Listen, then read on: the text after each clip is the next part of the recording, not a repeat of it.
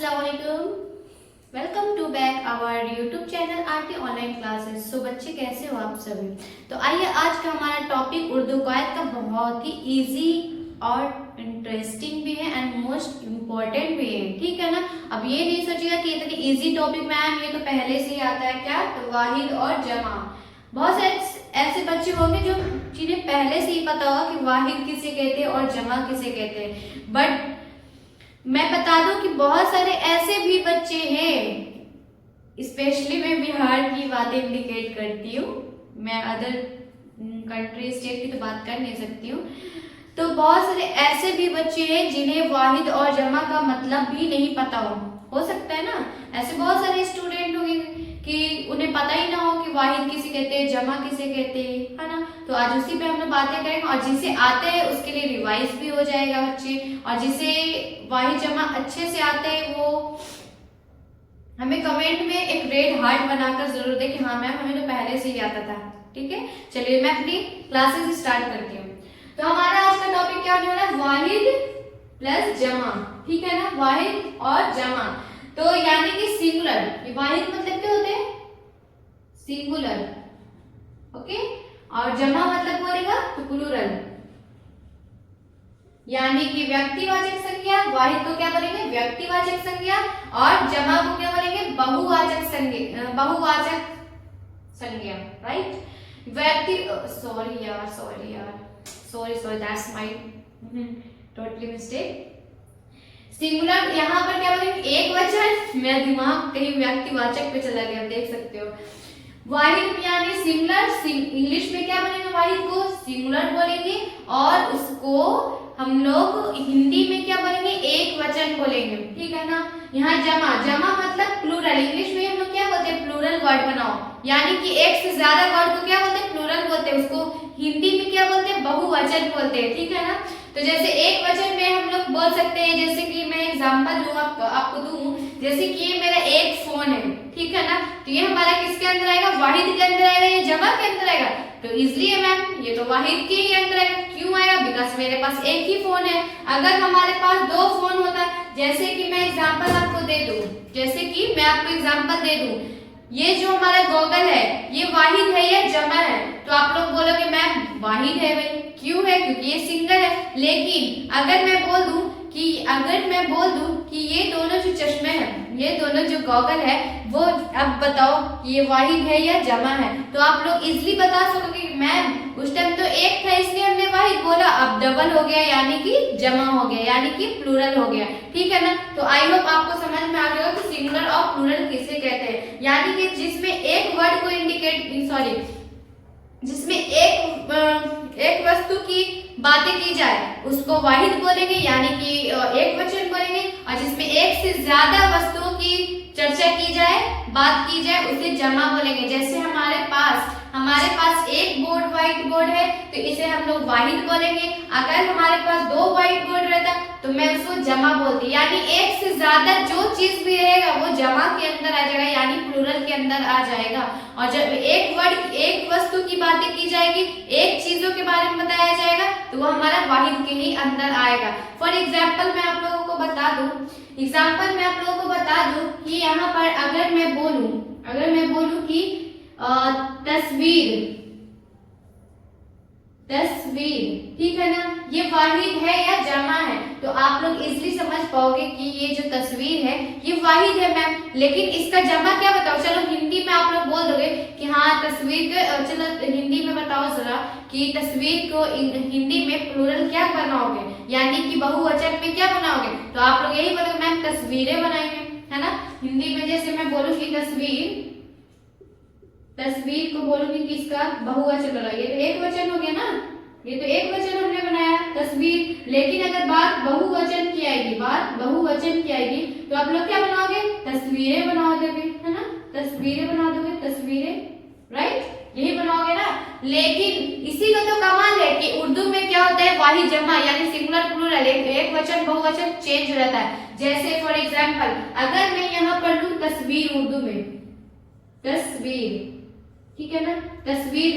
तो इसका जमा यानी प्लूरल क्या बनेगा, तस्वीरें नहीं बनेगा बच्चों, तस्वीरें नहीं बनेगा। ये सब बच्चों का पहले होता था, पहले मैं खुद सोचती थी तस्वीर का तस्वीर, जैसे लड़के का लड़के, लड़का का लड़के, लड़की का लड़कियां, कुत्ता का कुत्ते, इस टाइप से हम लोग है ना प्लूरल बनाते थे। लेकिन अभी ऐसा बिल्कुल भी नहीं करना है कि हर चीज को इस तरह से हम लोग बना देंगे, ठीक है ना। जैसे कि तुम लोग बोला किताब का किताबें, ऐसा नहीं करना है बाबू, क्योंकि बहुत सारे ऐसे इसमें चेंजिंग आता है, ये स्पेशल कंडीशन है, बहुत सारे चीजों में चेंजिंग होता है वर्ड में। तस्वीर का हिंदी में तो तस्वीरें बना दिया, तस्वीरें बना दिया, लेकिन उर्दू में क्या होगा, तो तस्वीर होगा, क्या होगा, तस्वीर, राइट। ऐसी और ऐसे एग्जामिनर खास कैसे ही क्वेश्चन देता है ताकि बच्चे फंस जाए, बोलेगा 10 सवालों में से तस्वीर का जमा बताए, तो दे देगा तस्वूर, तस्वीर, तस्वीरें और तस्वीर।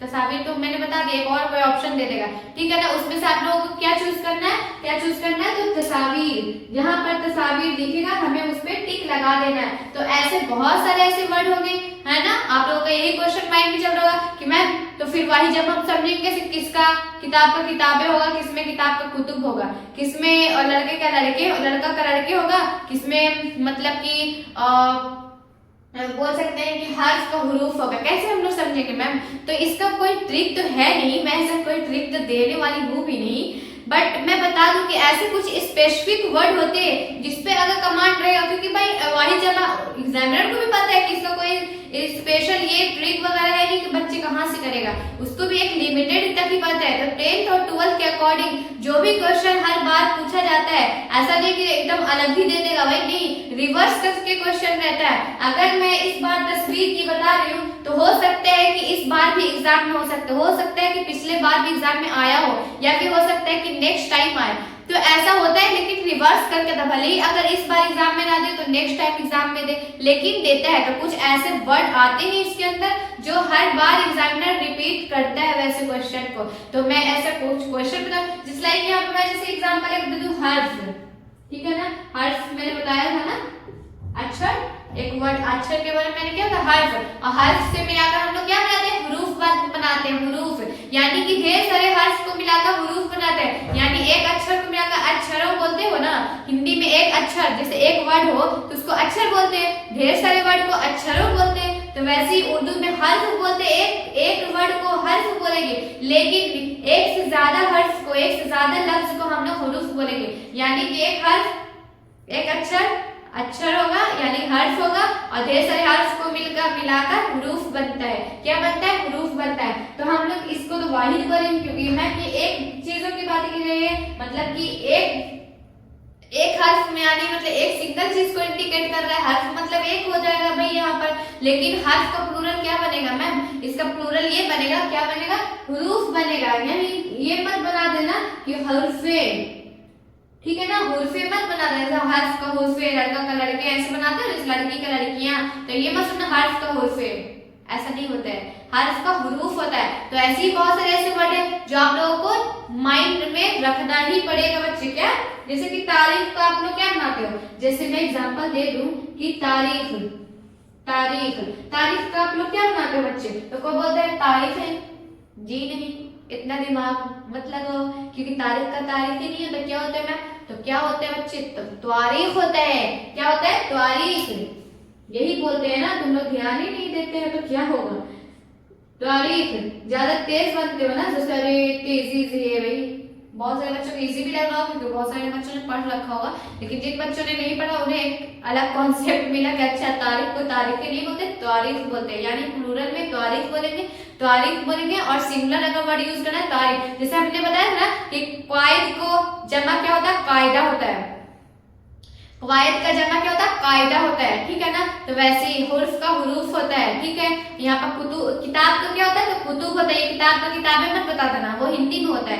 उर्दू में क्या होता है, किताब, जैसे इंग्लिश में बुक का बुक्स बोलते हो ना, वो हिंदी में किताब की किताबें लिखते हो ना, लेकिन उर्दू में क्या होगा, किताब का कुतुब होगा। किताब का, जैसे मैं बोलूं कि किताब का प्लूरल बताएं, जमा बताएं, तो कुतुब होगा बच्चे, कुतुब, राइट, कुतुब होगा। तो आप लोग इतना कॉन्सेप्ट समझ में आ गया, या फिर आप अगर लिखना चाहते हो तो इस चीज को पॉइंट में लिख लो, ताकि मैं और भी ऐसे वर्ड है जिसे मैं बोर्ड पर आप लोगों के सामने लिख दूं कि भाई क्या क्या एग्जाम में आता है, किस टाइप से क्वेश्चन रिवर्स करता है और किस बेसिस पर आता है। स्पेशली क्लास 10 और 12 के लिए जो मैं अभी लिखवाऊंगी उसी में से क्वेश्चन आएगा, उससे ज्यादा नहीं आएगा। वाहिद और जमा की स्पेशली मैं बात कर रही हूँ। तो चलिए इतना पहले आप लोग स्क्रीन शॉट ले लें।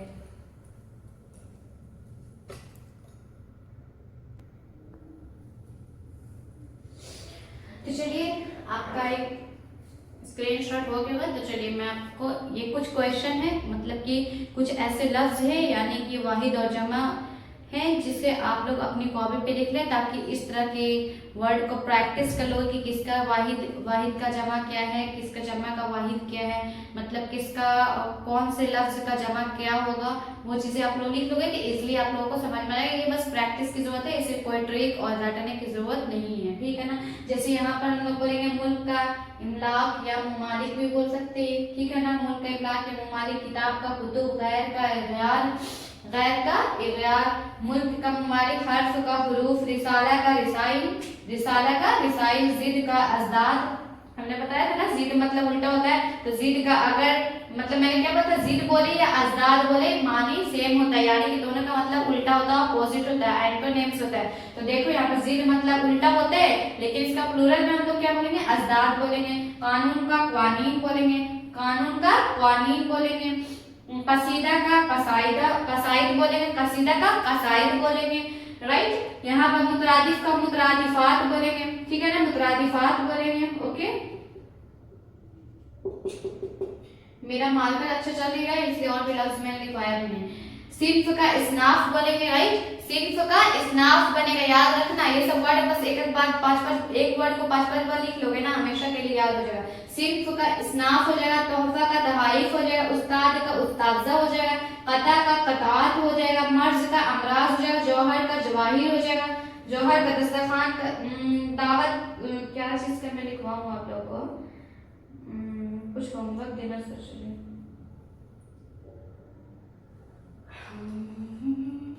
खातून का ख्वातीन होता है, लिख लीजिएगा खातून का, मेरा मार्कर नहीं चल रहा यार। खातून का ख्वातीन होता है, खातून मतलब सिंगुलर, ख्वातीन मतलब प्लूरल होता है। उस्ताद का उस्ताजा होता है, ठीक है ना, ठीक है। आपको इतना समझ में आ गया, आप इतने वर्ड को आप लोग लिख ले ताकि सारे वर्ड को पर प्रैक्टिस कमांड हो जाए। चलिए ठीक है। तो जिन बच्चों ने अभी तक हमारे सारे उर्दू क्वायत के जो टॉपिक मैंने पढ़ा रखे वो नहीं देखे, तो प्लेलिस्ट पे जाकर आप लोग पूरे वीडियोस हमें हमारा वॉच करें, ताकि आप लोगों को सारे टॉपिक समझ में आ जाए कि मैम ने आप लोगों को क्या क्या पढ़ा रखा है। सारे सीक्वेंस बाई आप लोगों को मिल जाएगा, तो हर एक टॉपिक से मिल जाएगा। अगर जो टॉपिक छूट भी गया हो तो वो कमेंट में बता दीजिएगा, मैं वो टॉपिक लेकर आ जाऊंगी, पढ़ा दूंगी, ठीक है ना। तो जिन बच्चों ने अगर हमारा चैनल अभी तक सब्सक्राइब नहीं किया तो प्लीज सब्सक्राइब कर ले, ताकि हमारी और वीडियोस आप लोगों तक इजिली पहुंच सके और आप लोग इसका लाभ उठा सके। तो तब तक के लिए मैं चलती हूँ, बाय बाय, अल्लाह हाफिज, टेक केयर।